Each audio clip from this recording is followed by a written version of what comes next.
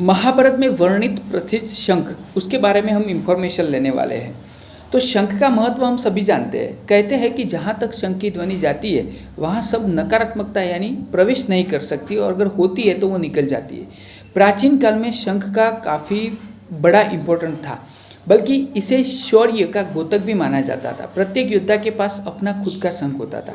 तो हम जाने वाले हैं महाभारत में भी हर योद्धा के पास अपना शंख था, और कुछ के नाम भी महाभारत में वर्णित है। तो हम उस शंख के बारे में थोड़ी सी इंफॉर्मेशन लेने वाले हैं। जैसे कि पहला शंख है पंचजन्य। श्री कृष्ण के पास ये शंख था, और इनको ये शंख श्री कृष्ण और बलराम में महर्षि सांदीपनि के आश्रम में शिक्षा समाप्त की, तब उन्होंने गुरु दक्षिणा के रूप में अपने मृत पुत्र को मांगा था। तो दोनों भाई समुद्र के अंदर गए, जहाँ श्री कृष्ण के शंखासुर नामक असुर का वध किया। तब उसके मरने के बाद उसका जो शंख होता है, यानी जो खाल होती है ऊपर की, वो शेष रह गया, और जो श्री कृष्ण ने अपने पास रख दिया वही पंचजन्य के नाम से प्रसिद्ध है। दूसरा शंख है गंगनाभ। ये गंगापुत्र भीष्म का प्रसिद्ध शंख था, जो इन्हें उनकी माता गंगा से प्राप्त हुआ था। गंगनाभ का अर्थ होता है गंगा की ध्वनि। जब भीष्म इस शंख को बजाते थे तब उसकी भयानक ध्वनि शत्रुओं के हृदय में भय उत्पन्न कर देती थी। महाभारत युद्ध का आरंभ पांडवों की ओर से श्री कृष्ण ने पंचजन्य और कौरवों की ओर से भीष्म ने गंगानाभ बजाकर स्टार्ट किया था। हिरण्यगर्भ, ये भी एक शंख का नाम है जो सूर्यपुत्र कर्ण के पास था। हिरण्यगर्भ अर्थ सृष्टि का आरंभ होता है, और इसका एक संदर्भ ज्येष्ठ यानी बड़ा होता है। कर्ण भी कुंती के ज्येष्ठ पुत्र थे, और कर्ण को ये शंख सूर्यदेव ने दिया था। अनंत विजय नामक एक शंख था जो महाराज युधिष्ठिर का शंख था, उसका नाम ये था।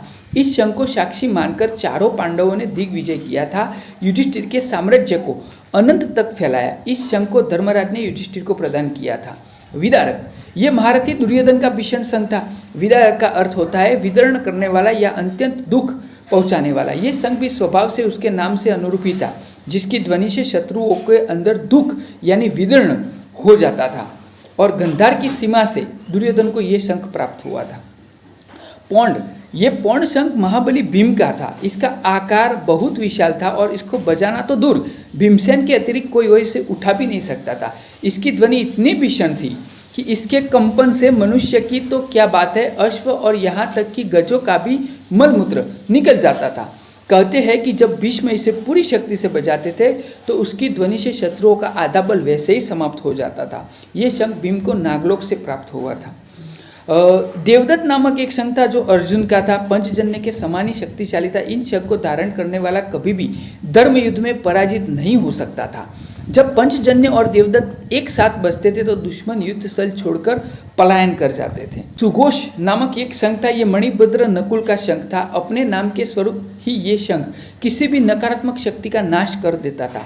मणिपुष्पक, ये सहदेव का शंख था। मणि और मणिकों से ज़्यादा ये शंख अत्यंत दुर्लभ था। नकुल और सहदेव को उनके शंख अश्विनी कुमार से प्राप्त हुए। ये था हमारा वीडियो, और आपको ऐसे ही वीडियो अगर देखने पाने हैं तो हमारी चैनल को लाइक, सब्सक्राइब और शेयर करें, जिससे ऐसे वीडियो आपको मिलते रहे। नोटिफिकेशन में ऑल बटन को ऑन कर दीजिए। मिलते हैं। हर हर महादेव। ओम नमः शिवाय।